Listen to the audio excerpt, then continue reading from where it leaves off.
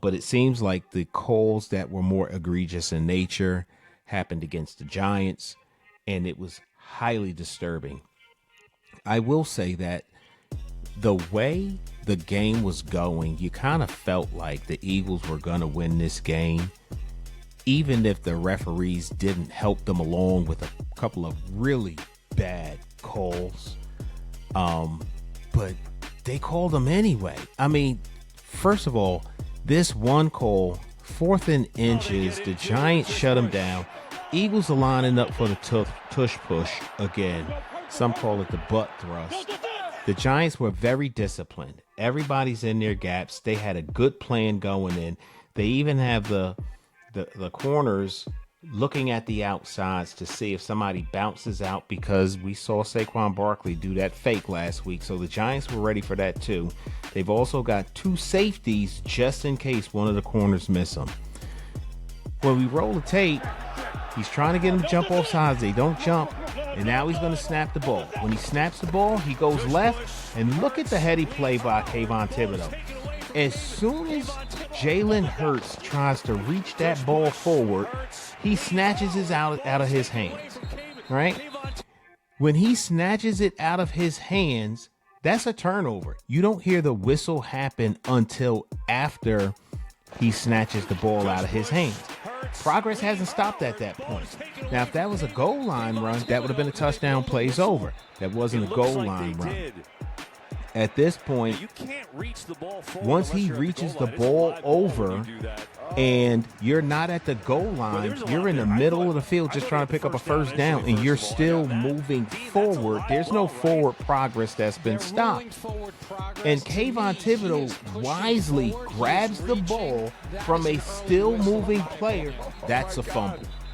That's a fumble. I am dying to see what the league has to say about that tomorrow and in the days to come, because that was one of the most egregious calls I've seen, especially when there's already so much controversy on a tush push. When you have, on numerous occasions, the Philadelphia Eagles have players that are false starting that are often uncalled, which would have resulted in them being moved 5 yards back. This particular play, Kavon Thibodeau makes a hell of a play by snatching the ball out of Jalen Hurts' hand. You can't say he was down because he was on top of bodies, and he was continued to move forward, so his forward progress hadn't been stopped. That was an excellent play on his part.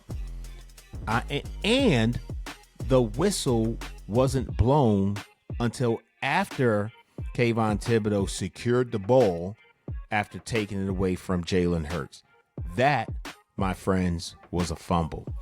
Very disappointing part of the game that should have been called Giants ball at that point. And then subsequently, after that, what happens? Saquon Barkley gets his second touchdown of the game. Really, really disappointing. Jackson Dart was under pressure all day. I think he was sacked 5 times by Philadelphia's defense. Yeah, it looks like he was sacked 5 times. He was pressured almost every time he dropped back to pass. He continued to perform well under pressure, even after losing Cam Scatterboot, his best friend, who became the Giants' starting running back. I really don't think the Giants lost too much when Cam went out. Prayers to him. Hope he has a speedy recovery. Tyrone Tracy Jr. is still a very capable running back. Devin Singletary is still a very capable running back. So I think the Giants will be okay in terms of their running back production. And plus, they're both pretty good, very good, in fact, I'd say, at catching the ball out of the backfield. So I don't think there's a huge drop off in talent in that regard. However, Cam Scatterboot brought so much more than just his last athleticism to the field. Like, he was a dog. Like, I don't hate to talk about him in past tense, but he's a dog. And when he's on the field, there's this elevation of energy that can be felt across the board from the players. And that's definitely going to be missed. So hopefully he isn't out too long.